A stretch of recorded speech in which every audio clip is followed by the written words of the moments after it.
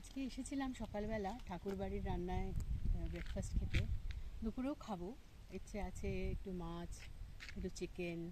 ওদের রান্না আগের বার এসে খেয়েছি, পোস্তর বড়া খুবই ভালো লেগেছে। তো অবভিয়াসলি খাবারটা অনেকটা মাটির সাথে যেন মাটির গন্ধ পাওয়া যাচ্ছে।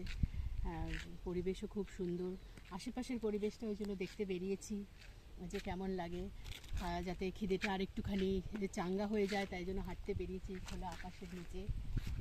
যাকে যেটা বলার জন্য সেটা হচ্ছে যে আপনারা আসবেন, দেখবেন খাবার খুব ভালো আর খুব সুন্দর। ওরা মানে অর্গ্যানিকই পুরোপুরি খাবারটা, যতটা মানে সম্ভব স্টোরেজ কম করে, প্রিজার্ভ না করে খাওয়ানো যায়। যখন যখন যখন যা যা খাবারের রিকোয়ারমেন্ট হয় তখন তখন সেরকমভাবে তারা কেনে, আর শেষ হয়ে গেলে আবার কেনে, কাজে এখানে প্রেজার্ভেশনের কোনো ব্যাপার নেই।